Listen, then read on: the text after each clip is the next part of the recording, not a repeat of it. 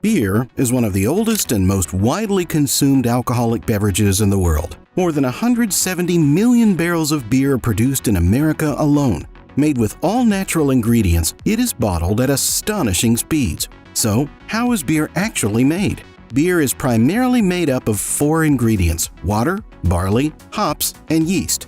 Barley is a cereal grain used to brew beer since the 3rd millennium BCE in Egypt, Babylon, and Samaria. Barley is the preferred grain for making beer because it generates a lot of starch-digesting enzymes, forming fermentable sugars that then become alcohol. Barley is one of many grains that brewers use to brew beer. Soft, green hop cones are the flowers of the hop plant, a perennial plant cultivated as far back as the 9th century. The alpha acids in hops are the primary bittering agent in beer. A compound in the cones called lupulin informs the aromatics and flavor notes in the finished brew, such as pine, citrus, or banana.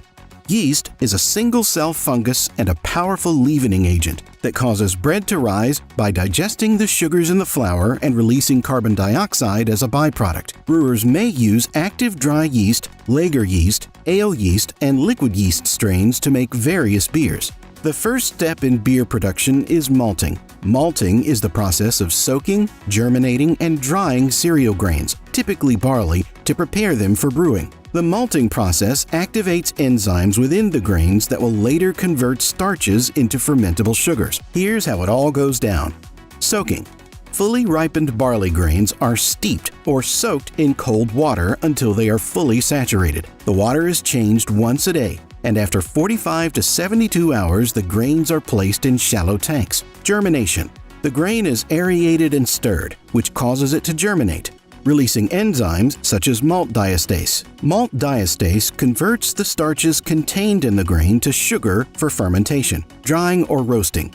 As soon as the germination is adequately complete, usually 6 days, the grain is roasted to stop the germination process. The exact point at which the roasting starts and ends affects the flavor and color of the beer. The product at this point is referred to as malt. Mashing is the process of mixing the malted barley with hot water to extract fermentable sugars. The result is a sugary liquid called wort, which is a crucial ingredient in the beer-making process. Here's how it's done. Milling. The malted barley is crushed into a coarse powder known as grist. This is a crucial step because it increases the surface area of the malt, making it more accessible to water during mashing. Breweries typically use specialized milling equipment, such as roller mills or hammer mills, to break down the malted barley into grist. These mills consist of a set of rollers or hammers that crush and shear the grains. Mashing. The grist is mixed with hot water in a vessel called a mash tun. This tank is a large copper or stainless steel vessel that mixes the malt with warm water until it is of porridge-like consistency. This mixture is called mash. The temperature of the mash is raised incrementally from 100 to 170 degrees Fahrenheit, 38 to 77 degrees Celsius, which activates the enzymes in the malt, converting the starches into sugars. This process typically involves multiple temperature rests to create a balanced profile of sugars. The liquid contained in the mash is transferred into another tank called a lauter tun. This is accomplished by drawing the liquid out through the bottom layer of mash solids, which acts as a filter. Hot water is added to the top of the mash tank to rinse the remaining liquid, now called wort, from the mash. The solid remains of the grain are dried and sold by the brewery as animal feed. Once the wort is separated from the grains, it travels on to the brew kettles, where it is boiled. Sterilization. Boiling the wort is an important step in the production process because it sterilizes the wort, killing any unwanted microorganisms. Addition of hops. As the wort boils in the brew kettles, hops are added to the mixture. These impart different qualities to the beer depending on which point of the boiling process they're added. Bitterness is one of the fundamental flavors in beer, and it's primarily derived from hops. Hops added early in the boiling process contribute to bitterness. The longer the hops are boiled, the more bitterness they impart. Hops added later in the boiling process, typically in the last 15 to 30 minutes, contribute to the flavor.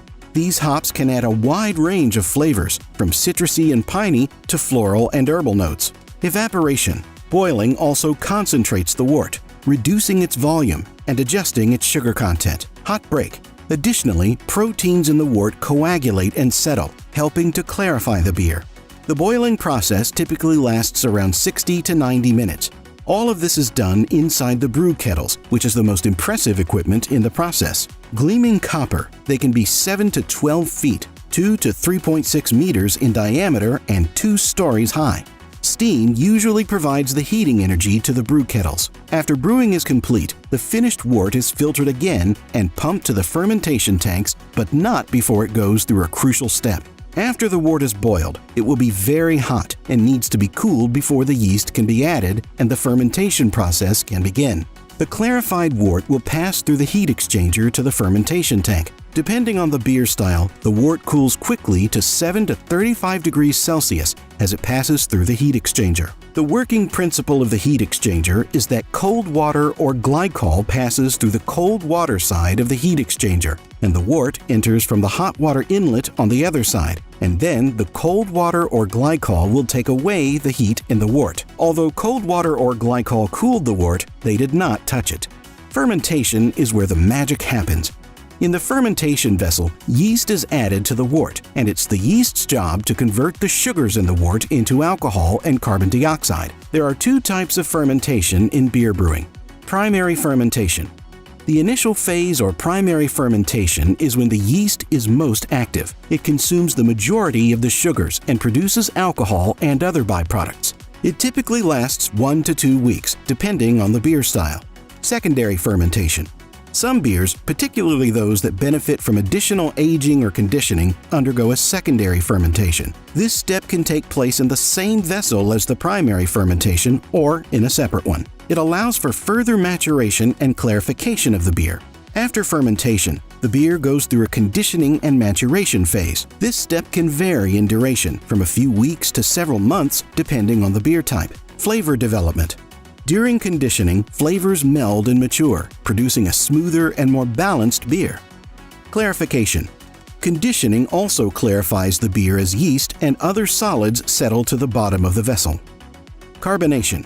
If needed, additional priming sugar may be added to achieve the desired level of carbonation.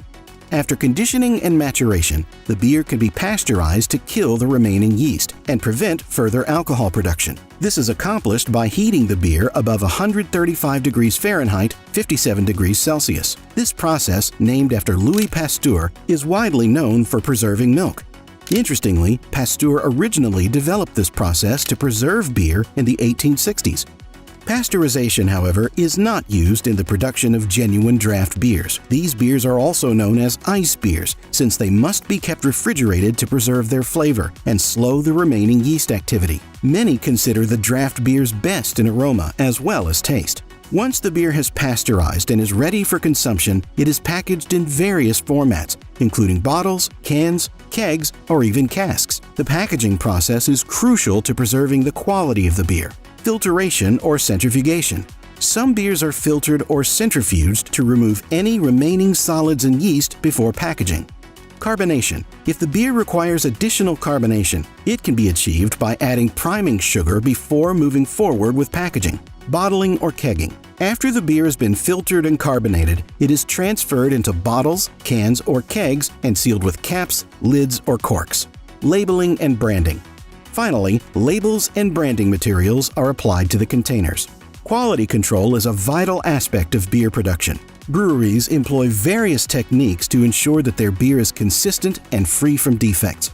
Taste testing. Regular sensory evaluation is carried out by trained testers to assess flavor, aroma, and overall quality.